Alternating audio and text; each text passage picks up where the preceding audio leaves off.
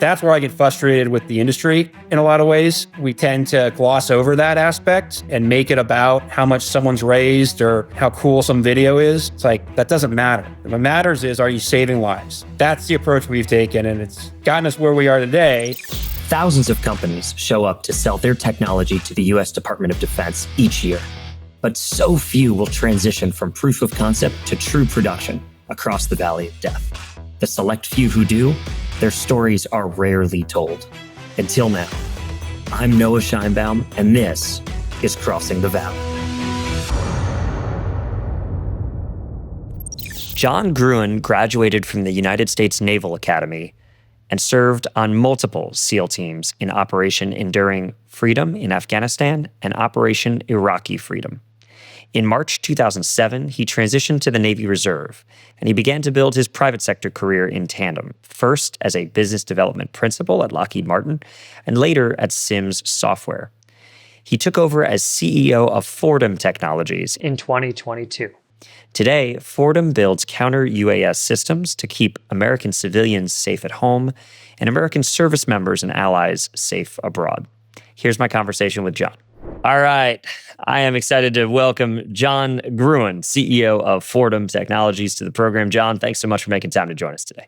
Absolutely. Thank you, Noah. This counter-UAS or airspace defense kind of industry has gotten really hot the last few years.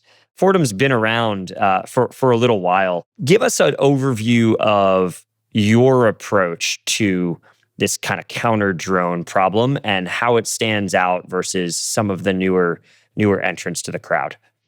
Yeah, Fortem started as a radar company. So our technical co-founder, Adam Robertson, had been working on radars for the military for decades, and in particular working on radars for the IED problem back during the Wars on Terror. He had come up with an architecture that allowed for a very lower size, weight, and power and cost radar. And so he was able to spin that technology out and start Fortem back in 2016. That really started our journey for developing exactly that we call it swap C, right? Low swap C products with a lot of edge processing. So compute on the edge, automation, artificial intelligence, machine learning, all the good buzzwords. But fundamentally, we knew that the drones were going to proliferate out at such a massive scale. And we saw the evolution of them getting commercialized, which meant getting smaller and more affordable by just regular people. The vision was those are going to be used in warfare. They are. We saw that from a pretty far way out. And we said, what do we need to build to counter that, to protect against the potential of those small drones being used as a military weapon? So, we started down the path, small size, weight, and power radars. DARPA came along actually and said, that is such a good small radar. Let's put that on a drone and see what we can do with it.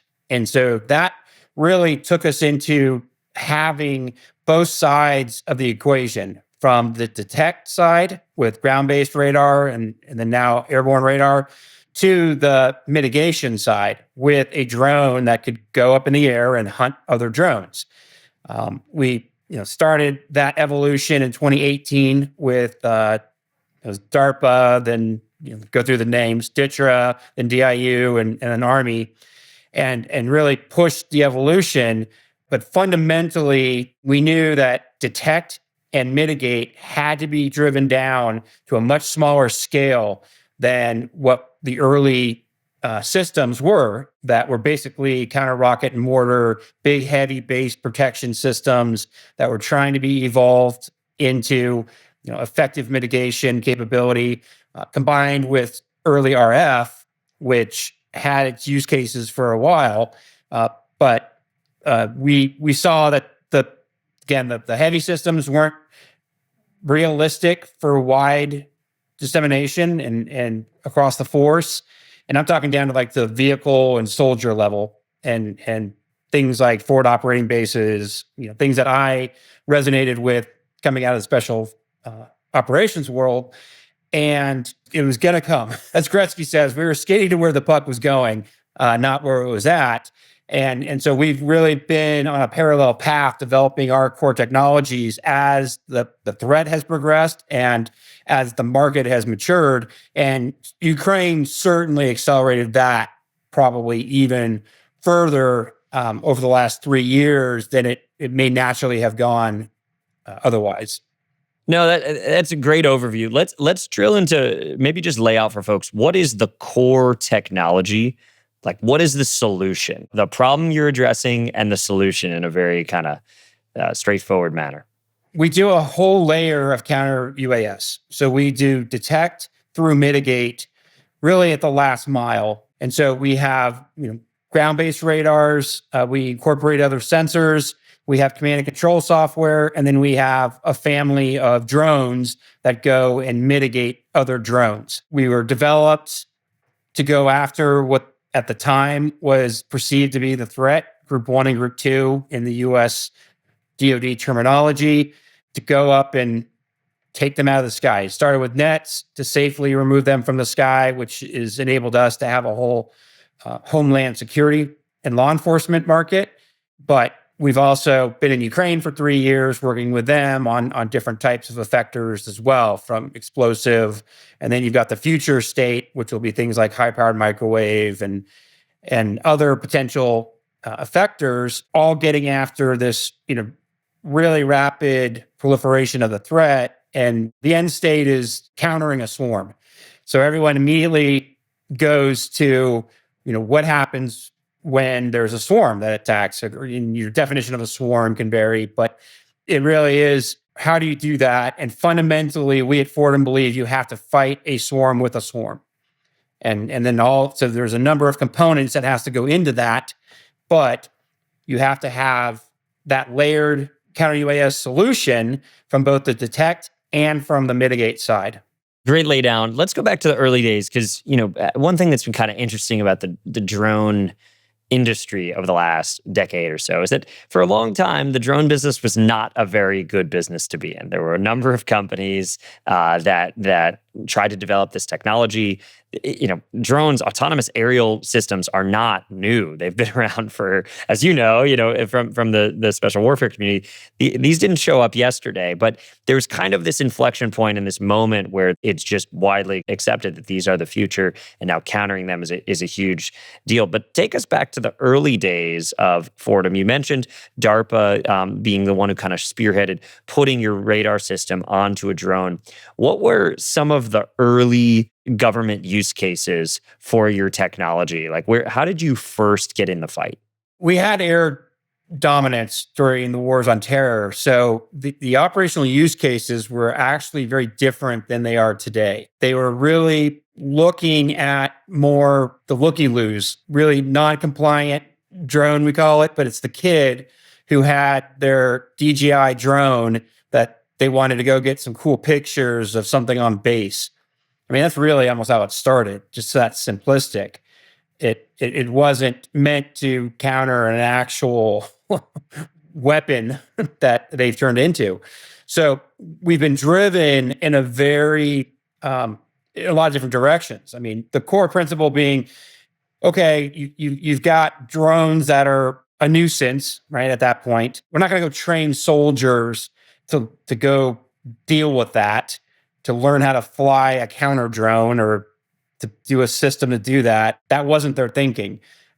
So we were being pushed to say, okay, what's a autonomous tool that could go up and get that out of the sky in a safe way?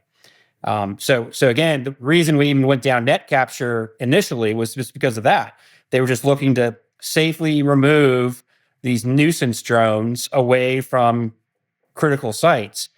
And so that started us on our path. And like I said, it's morphed quite considerably over the years. Absolutely. And you all have been, focused largely, as I understand it, there's a huge homeland security component to this. I know when this is airing, a few weeks ago, You had the opportunity actually to spend some time with the Secretary of Homeland Security. Tell us, Jon, about what does the Homeland Defense mission look like for Fortem today, and how did you get that opportunity?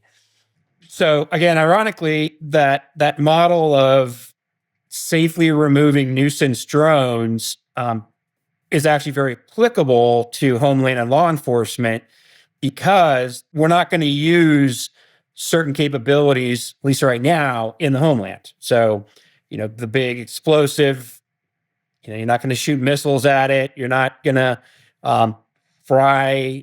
put a bunch of energy up through, electronic warfare type devices. There's just, collateral damage is what we call it. There is just such a huge focus on having low or no collateral damage when you're dealing with these threats, that it opened the door for us. So when we started talking to law enforcement and Homeland Security, it immediately resonated that, okay, we can take a drone threat out of the sky safely, no collateral damage. And oh, by the way, since we grab it and tether it or have it drop out of the sky safely under a parachute, we actually get the drone, and then we can do the forensics for law enforcement cases on it. When Homeland Security was looking at its range of options from RF-based systems through kinetic, and then kinetic soft and kinetic hard, kinetic soft is one way we talk about it, became very interesting to them.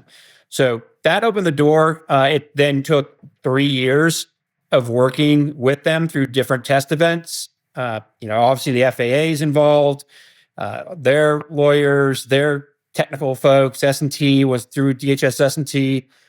They were great partners with us, and really just proving out the capability step by step. But then as we were in that process, then you started really getting these actual events happening in the continental United States of drone incursions. And they're starting to be reported now more frequently. But you had Langley Air Force Base, you had the spin up on New Jersey and New York. Those are only just some of what I know about. So there are many, many more, and to include the southern border, which has a massive drone problem coming over from Mexico. Is that right? Wait, so tell us about that. What is a drone problem coming from Mexico? So is this cartels? Is this coyotes and smugglers? Like who's sending drones over the border? It's all the above. So not to get outside of classified briefings from Northcom, but drones are probably the most preferred way to do a number of different nefarious missions from Mexico. So you've got smuggling, you've got reconnaissance to move people and contraband across the border. You've got corporate espionage. In the next couple of years, you're going to start hearing corporations talk about how impactful drones are on stealing their trade secrets. It's occurring daily, literally. This wide range of threats, and then you've got the potential for terrorist activity or anything violent. But that whole range is happening daily, and we have not provided adequate tools to law enforcement, to the companies themselves, to mitigate this to date. Corporate espionage via drones. So what is that going to look like? Is drones hovering outside the window just listening in? Think of SpaceX. Think about down in Texas.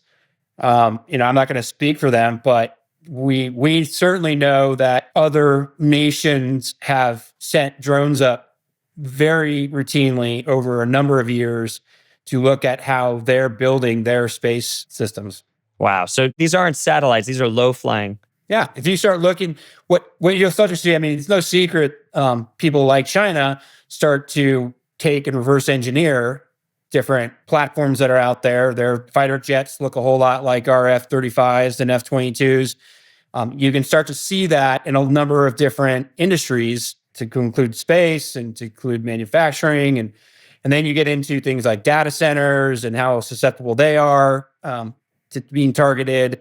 There's a whole subset of critical infrastructure that is really starting to have issues, like legitimately daily have issues, and are starting to figure out how can we go about mitigating it.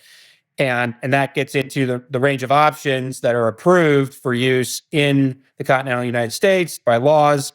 It gets into, where we are as the only approved kinetic way to remove a drone out of the sky. There are a few different RF-based systems, but they're not widely used because you start running into the Wiretap Act and different emission issues when you're doing that. So it's a very tough problem, but we are finally getting the word out there that there are answers. We just have to start putting resources and manpower and the time into it.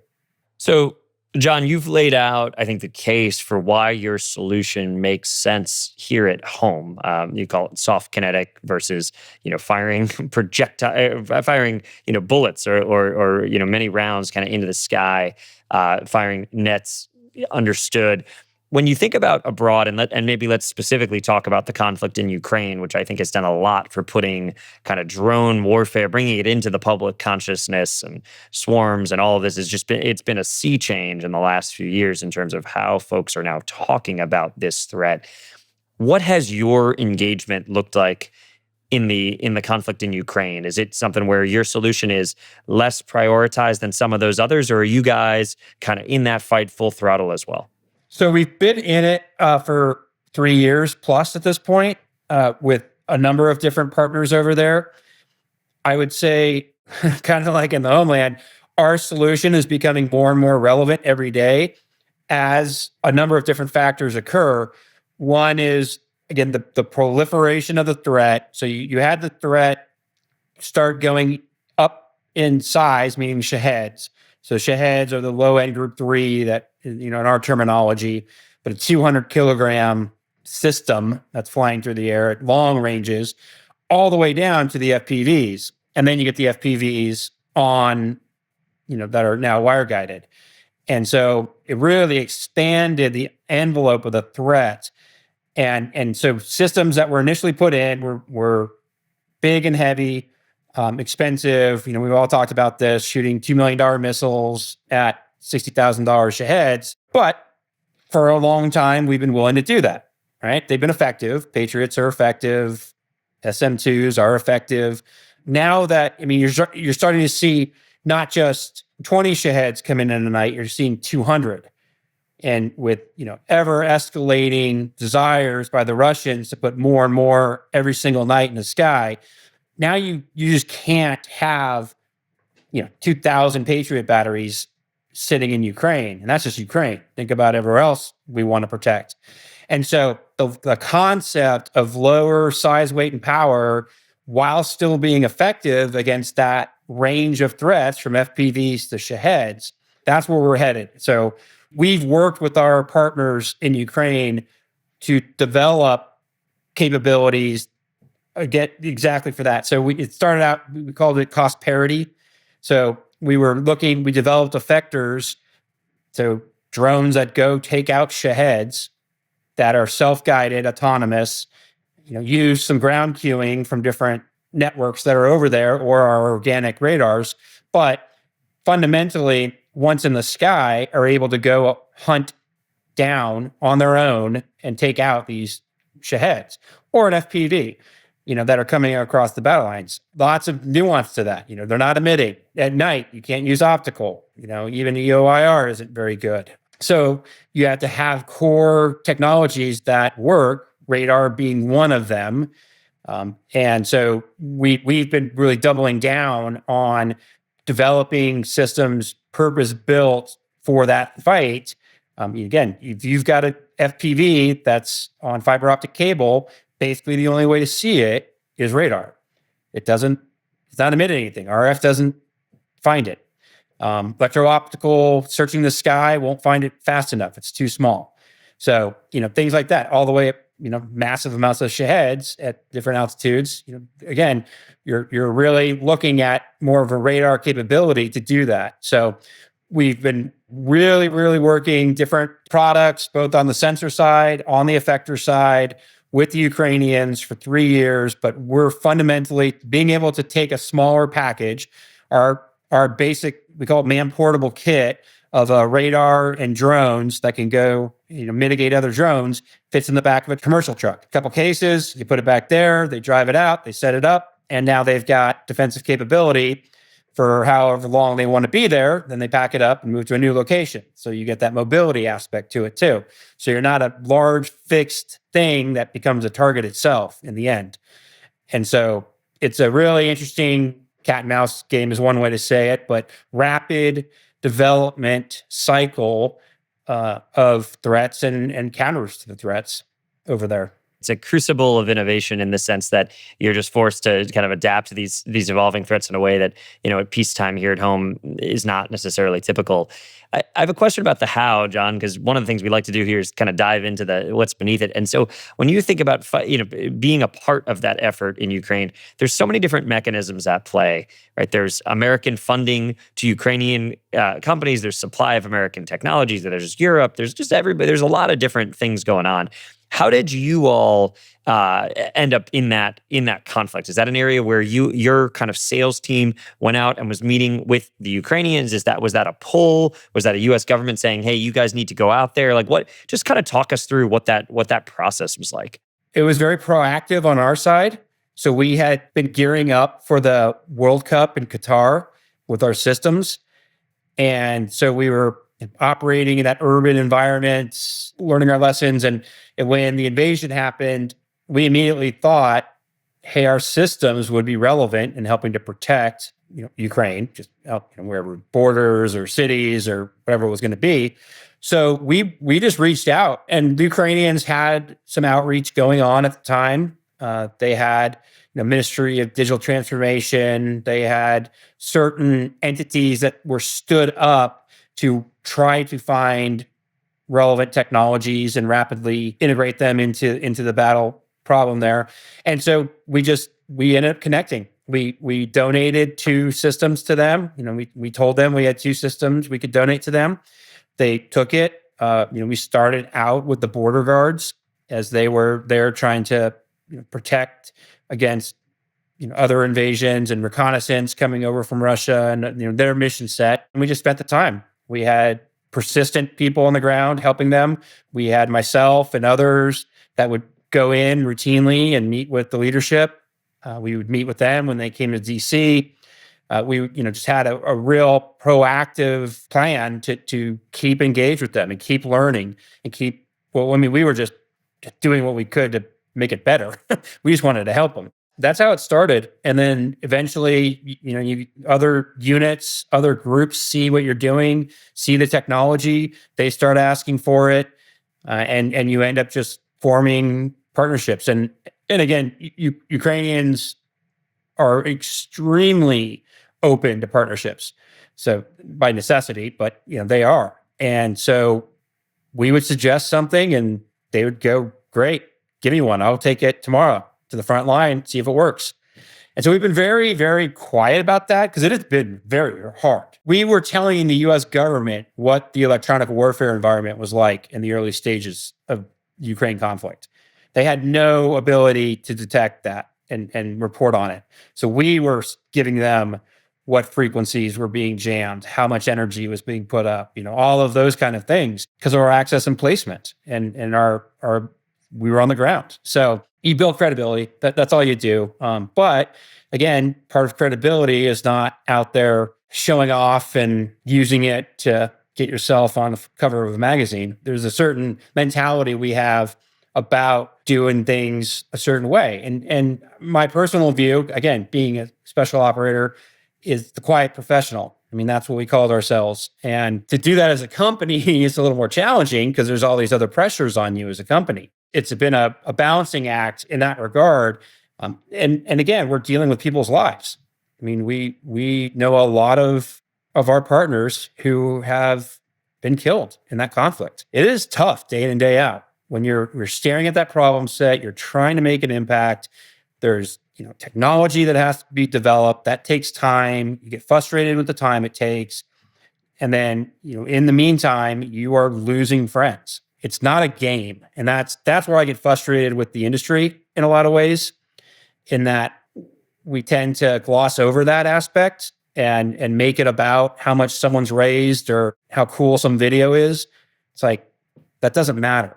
What matters is, are you saving lives? That's the approach we've taken. And it's gotten us where we are today, which is starting to show some of those external successes. But fundamentally, we're still, focused on the mission, so to speak. I think that's a really important point to make here. And I generally believe that most of the folks it's no longer all. For a while it was all. Now it's most of the folks who show up for this mission are in it for the right reasons. They're in it because they want to be a part of saving lives or defending the country. I think part of what, we're a little bit of a victim of our own successes, where when defense tech, as it's gotten kind of like hot and there's venture interest and it's now cool in a lot of circles to be kind of a part of this community, inevitably you're going to get some people kind of through that process who are joining for other reasons. And that's okay. That's a part of life. That's true in all industries. I think it will be very surprising if they're still here in 5 years. You've lived this. You've been in the special operations community. You've been in this world your whole life, and actually have worked at a variety of different kind of defense companies, and not all of them startups, right? Some really big ones. Let's talk about that for a minute, of just your journey from where you were kind of in the special warfare community to the private sector. What was that transition like for you? That's another valley that I know we try to suss out on this program, because it's a hard transition. What was that process like for you? Not planned, first of all. You kind of just go down the path. So started out, obviously, as Navy SEAL, did 10 years active, both Afghanistan, Iraq, a number of deployments. And after 10 years of being active, transitioned to the reserves and the commercial world, all the normal reasons, and got on fortuitously, really, with Lockheed Martin at that time. So there wasn't a planned thing. I was out networking. I thought I was going to go into much more mainstream commercial, kind of what everyone is kind of doing: go to business school, go to the banks, go to Wall Street, or go to one of the big corporations, Procter and Gamble or something. Lockheed's pretty big. Yeah, well, fair enough. But I wasn't really it's focused not Goldman on defense. Sachs, but it's the pretty point. big. Yeah. Just connected with some other Navy veterans who were over at Lockheed, and they said, "Come check us out," and kind of worked for where I was living, and went down, and it was from a culture point of view, it was easy transition going into the defense contracting world. Then you start learning the ropes, and I do give Lockheed Martin a lot of credit. They put a lot of time into training me on acquisition and in the whole business side of things, because I didn't come from acquisition in the military side, just an operator. So they put a lot of time and effort into me, and did that for 11 years. In my opinion, what right looked like for that environment, for big program of record, big defense contractor to the Department of Defense, and how that relationship works and all that. But I also concurrently was in the reserves, and I commanded an unmanned air system unit back to back. So 4 years, 2 command tours, sending UASs to the fight that was still ongoing, obviously. And so I was watching the pace of change in drones, in particular, in UASs. There was a lot of other things that were going on at the same time. You had DIUX being formed. You had these different nascent innovation efforts being started, which evolved into what I call the defense innovation ecosystem. I was watching it all happen. I had front row seat. I was inside the government as a reservist on the operational side, watching innovation. I was invited and helped stand up different innovation units under the SEAL command, and then how that played with guys, entrepreneurs who were excited to start. You get that next generation, the Andrils, the Shield AIs, those folks who really kind of stepped up and said, we want to be a part of this new innovation ecosystem. And that just led me to say, okay, I'm going to take what I've learned from being operational, from being at Lockheed for 10 plus years, and I'm going to go and try my hat at helping these companies that want to be a startup in the aerospace and defense world, help them succeed. So that's kind of how it transitioned. Started working with a number of companies as kind of a operational consultant, if you would. And that led me obviously to Fortem, and then that relationship just kept maturing and thickening as it was just kind of obvious to me with the number of companies I was working with. I kind of said I resonated with the mission, right? I resonated with, oh, these are becoming a very big threat. So now I can see the vision on how to counter it. Let's use Fortem and the resources there and go get this done. So I had the diversity, I had the exposure from a lot of different angles on the problem set. And then I've just kind of pulled it all together here as CEO. Yeah, no, it's a cool vantage point. You obviously have those different sides of it, and from the understanding from kind of a systems integrator perspective on the private side as well, which is an interesting kind of layer to it. Jon, I want to look forward, right? Because we're as we think about kind of where you've been, where the company's been, and where things are headed here, conflict technology more broadly. You've been in the fight in Ukraine, as you said, for the past 3 years. Drones. I mean, the cadence around drones it's reaching warp speed here. We had the SecDef's new guidance. We had the White House guidance. This is a top priority, it seems, of our policy establishment. You obviously spent time with the secretary as well. Where do you think things go from here? And maybe let's start with walk us through what the Counter-UAS ecosystem looks like today. You mentioned your solution is kind of one of a series of options. Is there a time horizon component to this, or is it hey, we actually need just multiple potential interventions because we don't know what's gonna work at any given moment? How do you think about the future of this industry? I'll go back to one of the fundamental beliefs we have at Fortem, which is counter a swarm, you need a swarm. And that fundamentally, we are very early in the development cycle on. So if you look around, to the DHS tests that were done this week or last week, 15 companies were there. 90%, 95% of them were tower-based RF systems and sensors. So put up a tower, detect with RF, radar, try to mitigate with some form of electronic warfare. That's kind of the go-to at the moment, or in what has been somewhat effective. Cameras involved too. That's not going to cut it going forward. So, and again, in a Homeland Security model, you've got the pressure of not having kinetic hard kill options. So if you went to a DoD test event like that, you would see Coyotes, Raytheon Coyotes. You would see, the new startup 3D printed loitering munitions and things like that. You would start to get into more of those mitigation capabilities, but you would fundamentally still be large systems, usually vehicle-based, trailer-based at the best, and large requirements for power. You can call them mobile, but they're not really on the move or anything like that. They got to go kind of fixed site, on the pause, some people call it. And that's what's going to change. You need to get adequate capabilities to detect and mitigate distributed at such a wide scale, which means down to more portable, lower size, weight, and power systems. So the proliferation of actual kinetic capability down to a size and scale that is usable by a lot more of the defensive folks, whether it's law enforcement or security guards or military. That whole market segment is the future and where we're leading into right now. You had a interesting piece that came out fairly recently advocating for some policy changes to allow for this technology to be employed in a meaningful way here in the homeland. Talk us through the advocacy side of this. What needs to change and why? Yeah, it's interesting. So again, what restricts usage of certain devices? Policy. It's regulations.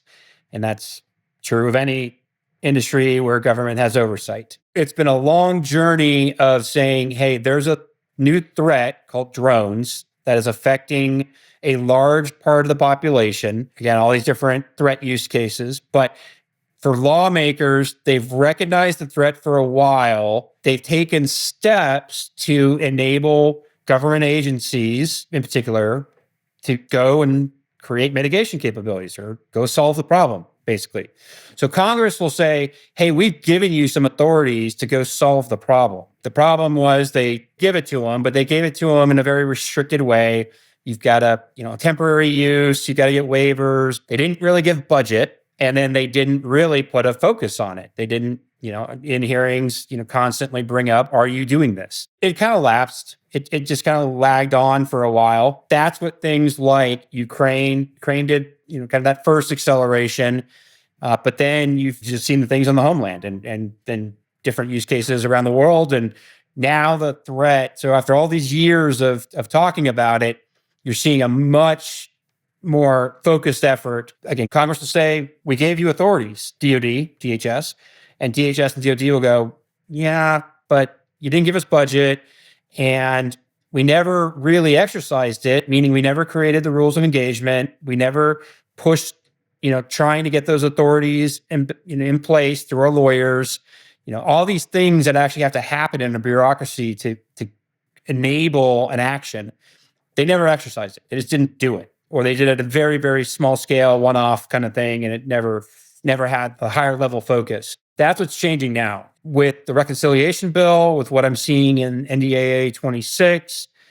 I think the budgets are there now, at least at the federal level. The authorities have been there, but again, until they take off some of those restrictions on the authorities and make it permanently assigned down to the department level, down to the component agency levels, that's the next step. We're still working through that with Congress.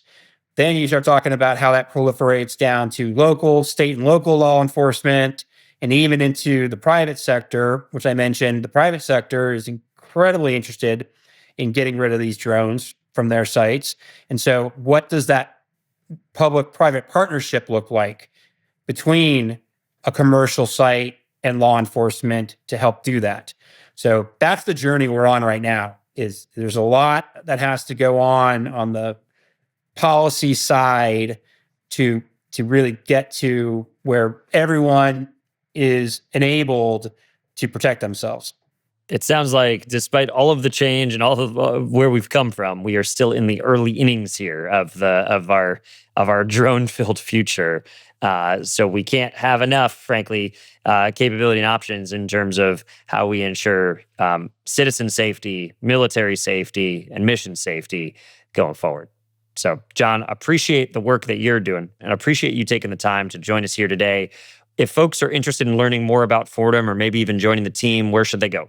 We have fortemtech.com, our website, with a bunch of links and a lot of good videos and help educate you, and we will get back to you. Awesome. Jon, thanks for taking the time to join us here today and for everything you're doing for the mission. Thank you, Noah. Really appreciate it.